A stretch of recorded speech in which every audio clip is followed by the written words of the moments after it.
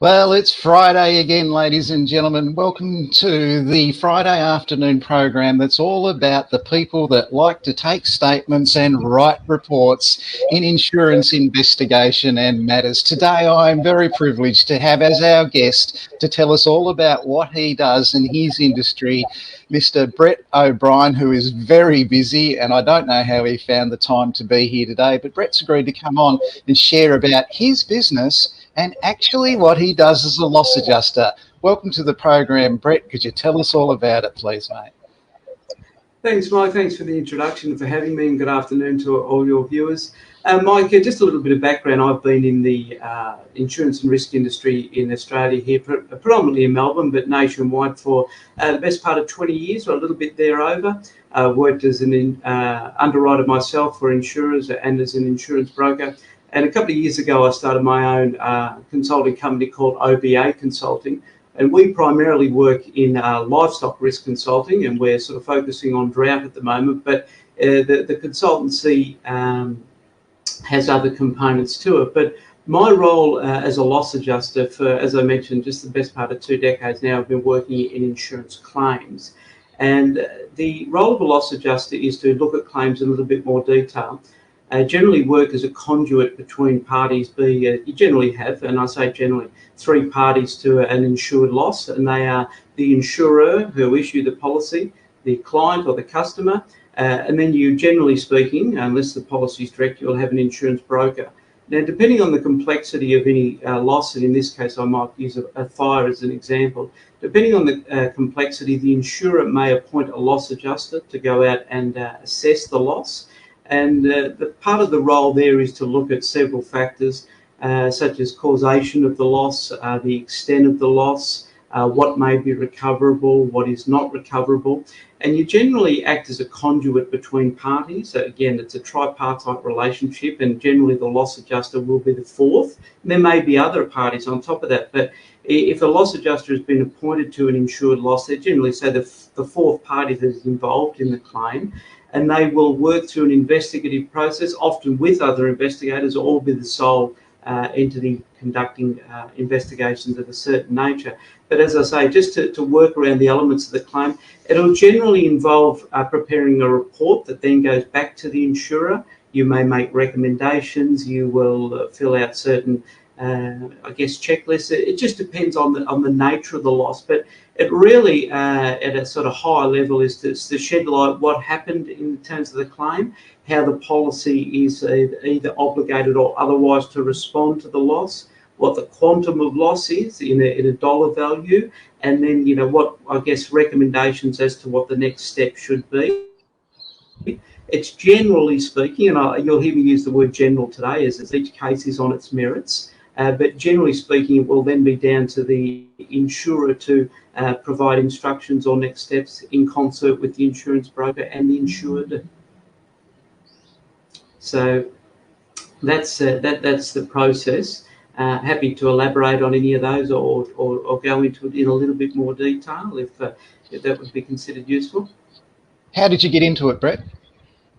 Well, it's a good question. As I touched on, I've been in the industry for 20 years, and like a lot of people in the industry that they ultimately end up in, I myself am 45 years old. I've been in insurance, as I mentioned, for just over 20 years. I was working in a hospitality, as a lot of us do as younger people, and I'd been in Europe, came back to Australia, and I thought, look, I probably am interested in something a little bit more white collar. And the body needed a bit of a break from lugging heavy kegs around and a lot of the manual labour that's involved in running a pub, particularly in the UK, where the size of the kegs are twice the size we have here. So I needed something that was, in my experience, white collar. And I basically took a role with an insurer, working over the phone, selling car insurance, and then that led me into insurance broking. And then from insurance broking, I did in-house corporate insurance management. And generally speaking, the more exposure you get to these claims, the more interesting you find it. And I guess for the average person, they see a claim as something that is a little bit to be wary of and at times quite problematic. But the more familiar you become with insurance and insurance policies, the more you see that the policies are only there to respond to these types of incidents. They're nothing to be really worried about.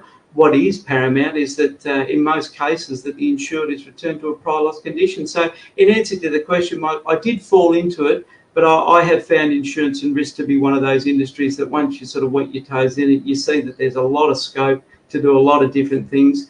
And, if you find yourself a bit of a curious person, someone who has a knack for attention to detail or likes to look into things and can arrive at, qualitative, slightly meaningful conclusions, then it can be a great industry for anyone from any walk of life, really.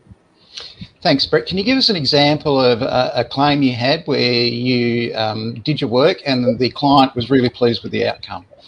Yes, Mike. Unfortunately, there's been a lot of those, but I will use the case of a fire here in Melbourne, and this probably dates back to around about 2013 now. And as you will be aware, and your viewers will be aware, this individual manufactured fiberglass hulls for speedboats. Everyone knows what a flammable material fiberglass is.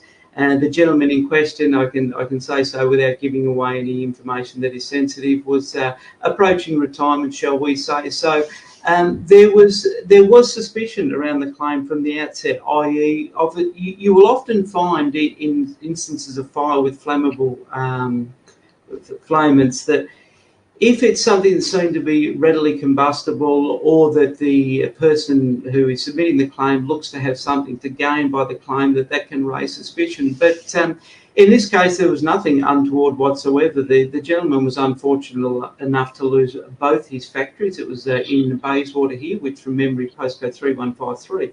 And the gentleman was understandably aggrieved. He'd lost his life's work. There was no longer any family business to pass on to his children and his employees.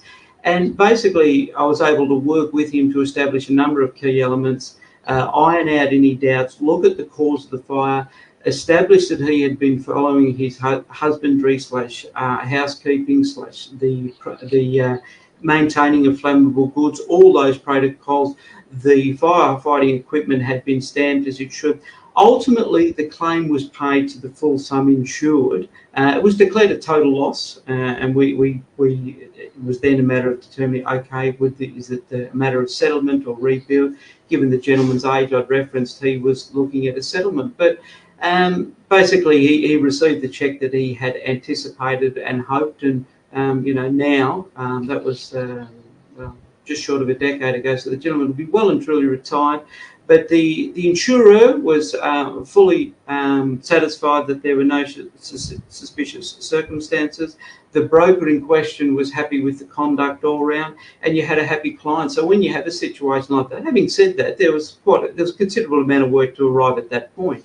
But when you do have all those parties that feel, and that really is what you were trying to achieve. I mean, you were trying to achieve an outcome that is fair and reasonable to all parties, and when you do so, it's satisfying.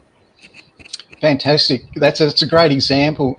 Now, in the rural sector, can you give us an idea of what, I don't know, a show bull might be worth?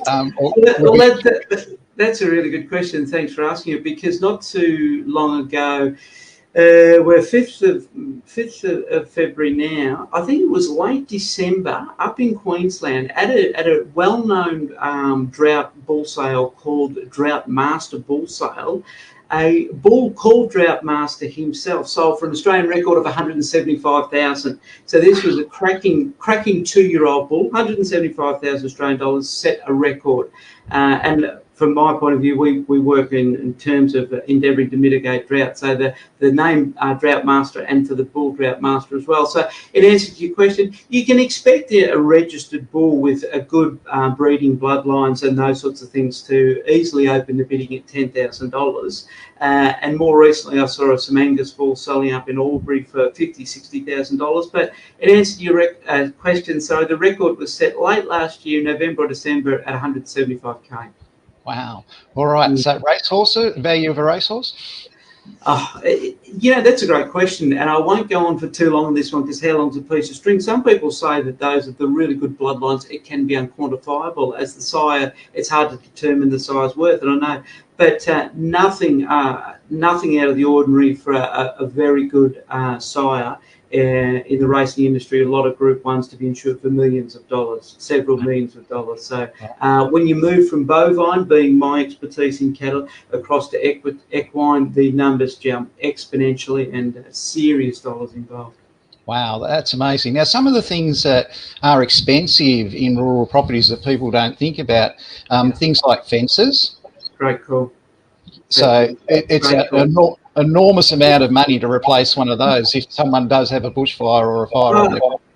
Absolutely. Fencing is, generally speaking, one of the things I've experienced that has been underinsured because whilst these days you do have good fences that have got great equipment, it is still backbreaking labour to put fencing in with modern day equipment.